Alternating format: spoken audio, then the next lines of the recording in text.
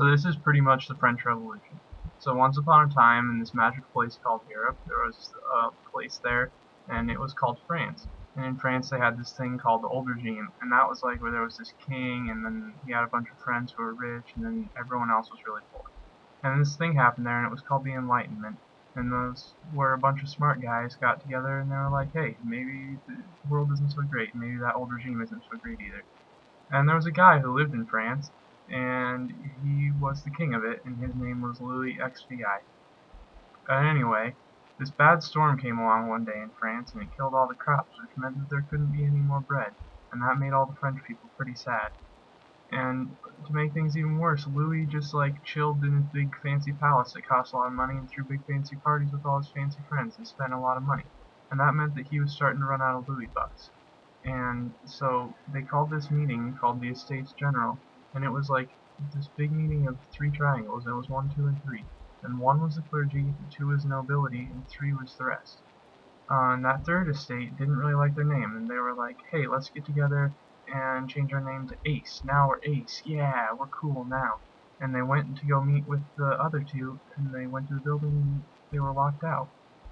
And so they went to this convenient nearby tennis court, and they chilled there, and they're like, hey, we might as well, while we're here, make an oath to never give up until there's a new constitution. And then they called it the tennis court oath, because that was a pretty easy one to remember. And meanwhile in Paris, there was this thing going on. It was all like a bunch of people going at the Bastille, and it was like pew, bang, pow. A lot of people died, and that made everyone in France pretty nervous, and so it was called the Great Fear. Meanwhile, they were writing this big document of a list of rights that men should have, and they called it the Declaration of Rights of Man. And that really didn't make anyone better, and everyone was all still pretty angry. And so they blamed the clergy.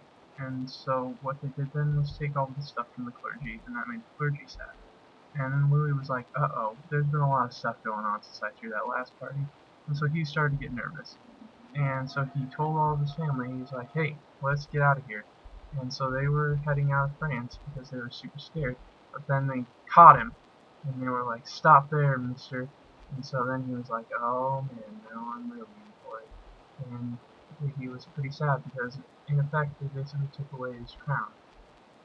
And then Ace got back together again, and they were like, hey, let's change our name again, and now we're Shooter. And that Shooter had two jobs. One was to make laws, and the other was to tell Louis what he can and can't do.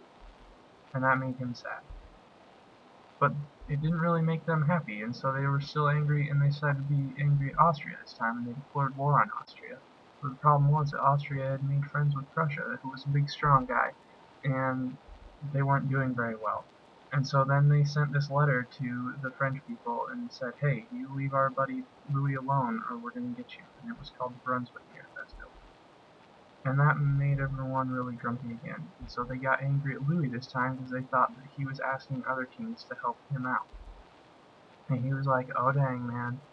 And this time they went and they caught him in his palace, and they actually really changed their name again. And this time they were Cool Guy Slim, and they really took away his crown this time. And that made him cry even more. And then they wrote a new constitution, and it was called the New Constitution. And they were like, well, we need someone to enforce this new constitution, so they found this guy named Robespierre, and he became the leader of the Committee of Public Safety.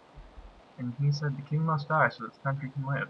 And so Louis was like, I'm gonna lose my head, aren't I? And then he lost his head.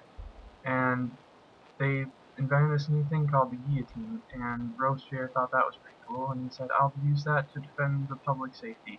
But he actually just chopped off everyone's head. And that made everyone in France all nervous again, and this time it was called the Reign of Terror. And they were like, we're still angry, we're still not happy. And so they went to Robespierre, and they were like, hey, mister, it's time for you to lose your head. And so he lost his head too. And then they were like, wait, what were we even angry about in the first place? And then they remembered that they were really hungry. And so they were like, wow, we really haven't gotten anything done, have we? And so this time they wrote a new constitution, the new constitution, and this time only 5 people were in charge, and it was called the Directory.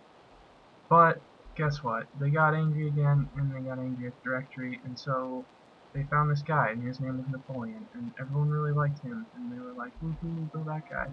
And he kicked out the directory and replaced it with himself and his two buddies, and they were called the Consulate. And he was like, time to get to writing.